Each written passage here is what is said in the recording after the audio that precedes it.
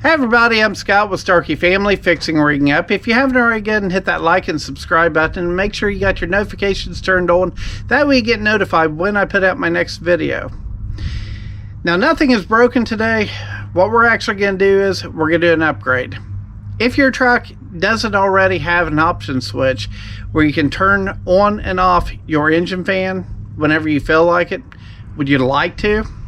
Well, that's what I'm going to add to my truck today. And there is a reason for this, mainly for idling in hot weather or climbing up hills that are long distance.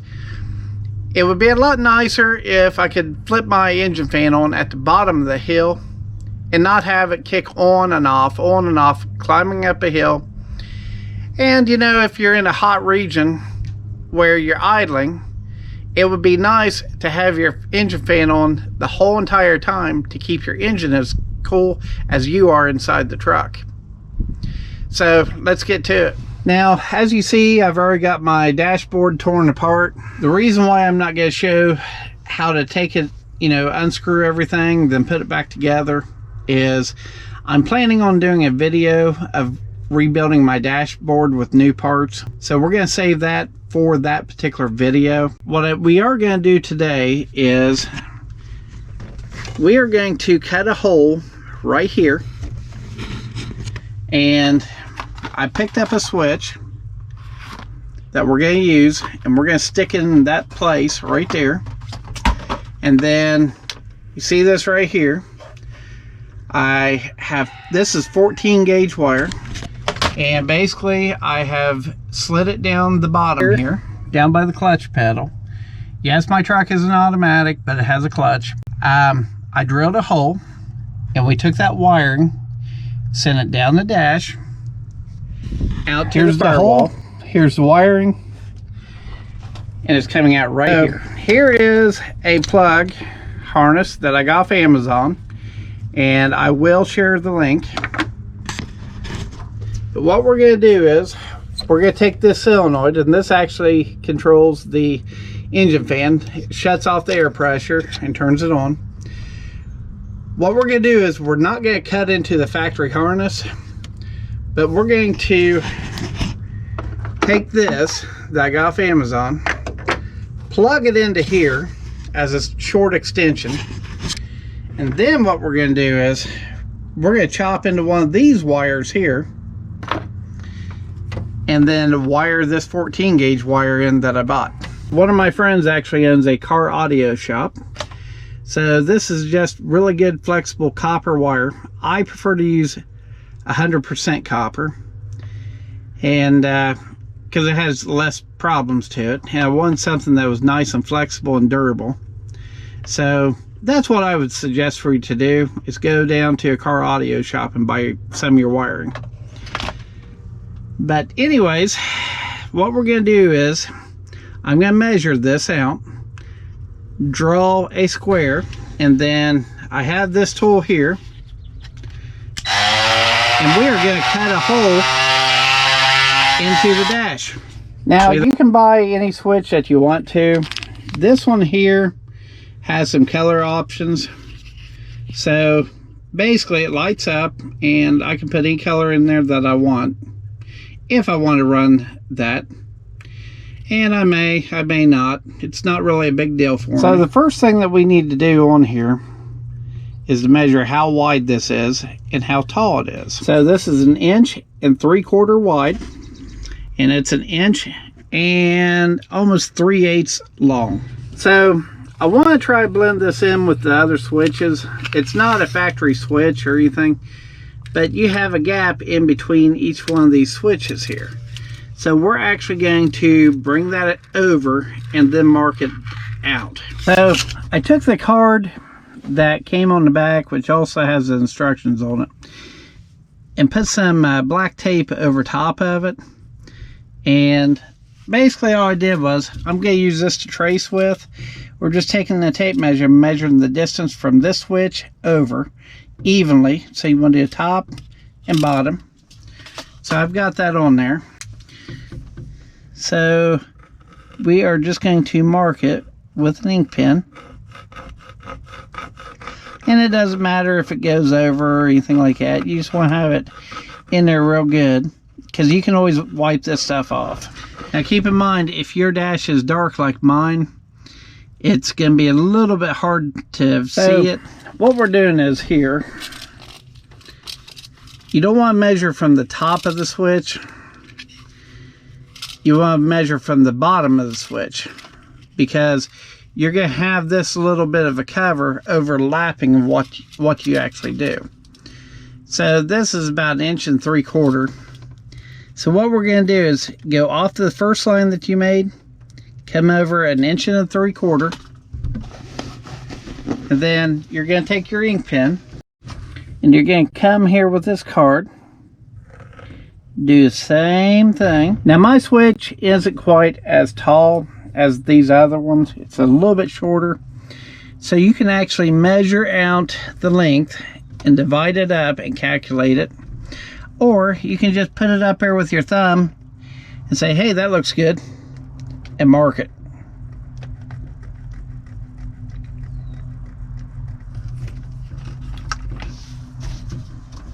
So that'll be the top line.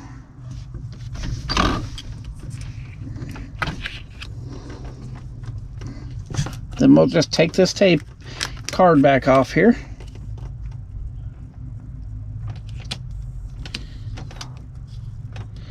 Bring it over.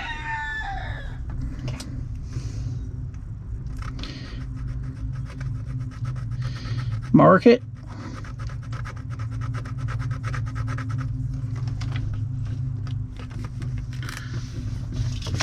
Then we're going to come down 1 3/8 inches.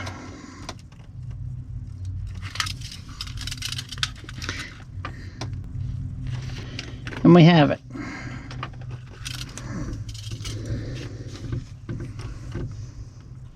So in theory, I should be able to take this and cut this out. Now, keep in mind, I'm not the best with this machine, but I'm going to try my best to do a good job on here if I can.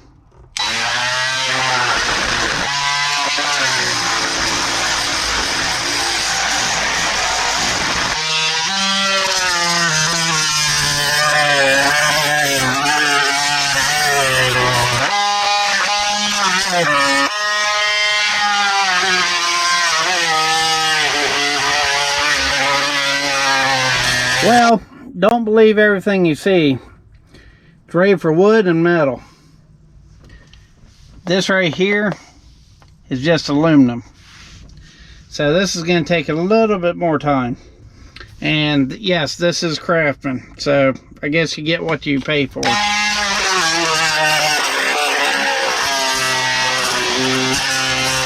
So far, I got the long lines done, but I will have to tell you, Craftsman has let me down with these blades. This is, I'm telling you, this is ridiculous. We're going to have to do some more investing in tools later on. But anyways, this is what I got to use for right now, so I'm just going to go ahead and deal with it. So now what I'm doing is I'm going to work on the lines going side by side. So this tool sucks really bad, but I was able to get 3 edges here done, so I'm going to try to bend this thing out.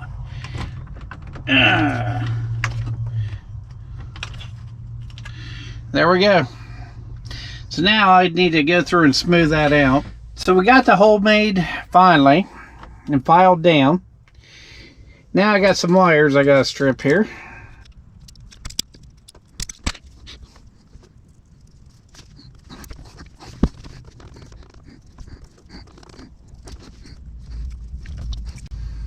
Okay, so we've got these crimped now.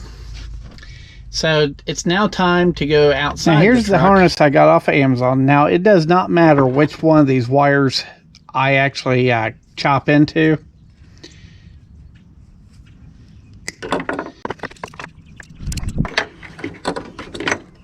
Now we got these wires here. All we're going to do is we're going to take these little connectors.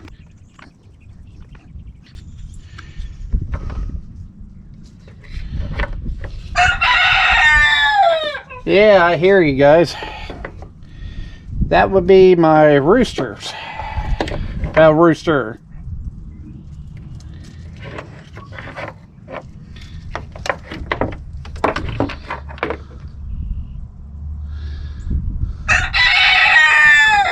They like to get into the videos sometimes too. Okay, there's that one.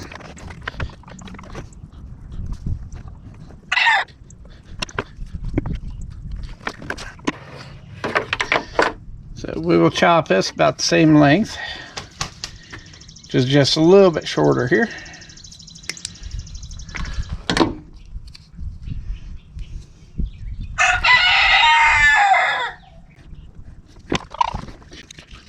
And what these are, these little sleeves, these are actually the heat shrink. Very important because it's going to be where there's a lot of moisture at. Make sure they're crimped really super good.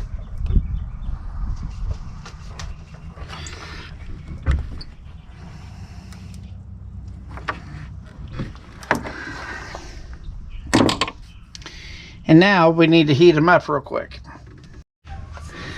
So I've got my heat gun here. Oh, that's nice and warm.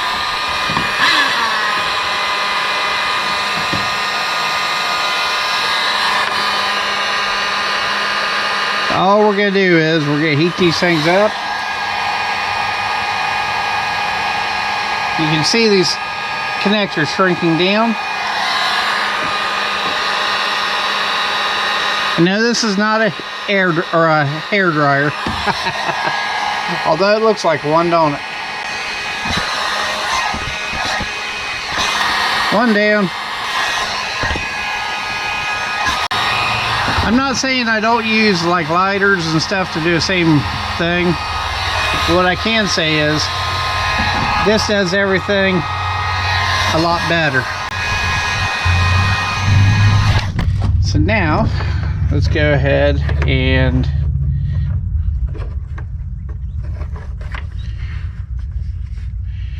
run the heat shrink down. Not only that, this heat shrink will actually help hold everything together too.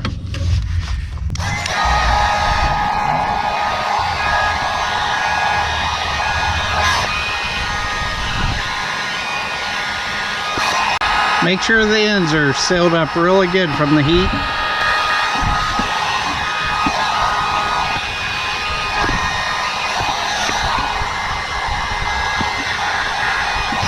Make sure you use some electrical grease inside the contacts here.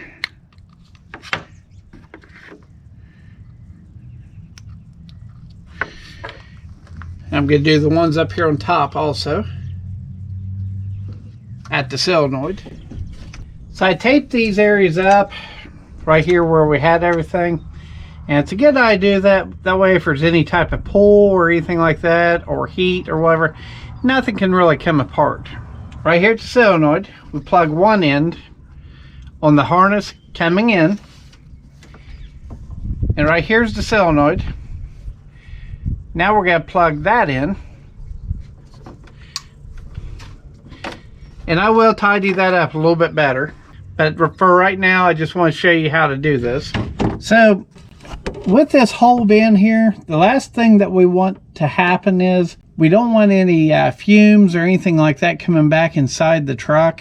So what I'm going to do is I'm taking a can of this silicone. It's called the Right Stuff, because it is. It's really good stuff. And I'm going to fill that hole with it. So this stuff is like super tacky. Make sure you get it all the way around.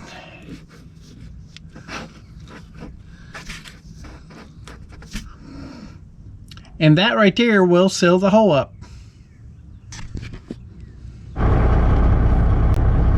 Now right here's the switch, but I want you to pay attention to the actual engine fan. You see how it's just barely turning with the engine?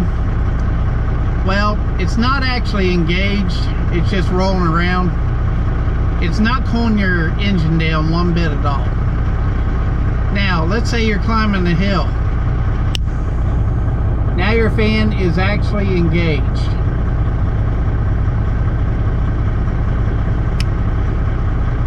So let's say you are idling and you're going to idle in an area that's very, very warm. Now your fan is engaged. Yep. Now I wanted to talk about something. If you guys would, make sure you hit that like and subscribe button. That way I can keep these videos going. I know that I am getting a lot of views on my videos, but I'm slacking on the subscriber side. But that's okay though. But I would like you all to consider subscribing to my channel. I've got a lot of content out here that can actually help you. But as for this video, I've got about $30 in everything. That's including the wiring, the connectors, the harness I ordered off of Amazon, and the switch. Now, this is not a very difficult project at all. Now, this right here normally does a pretty decent job on wood. I've never really tried it on metal, but this is supposed to have a metal, I guess you'd say some sort of bit or blade, but apparently it does not work very good on aluminum. So I'm guessing if I would have been better prepared and would have picked up an aluminum blade, then it would have cut a little bit better into the dash. But if you're having heating problems and you want to keep your engine a little bit cooler while climbing hills, or you're just running hills all the time, or you're idling all the time, you may have a job where you're idling, or at nighttime when it's really warm out and you see that your engine's been warm and everything, this isn't bad to install. This right here, now you all know that I videoed all this, but honestly, 15-20 minutes. That's all it would take to actually do this. So you all take care, and I will catch you in the next video. And I hope you take the incentive to do this to your own truck if you need it. Later.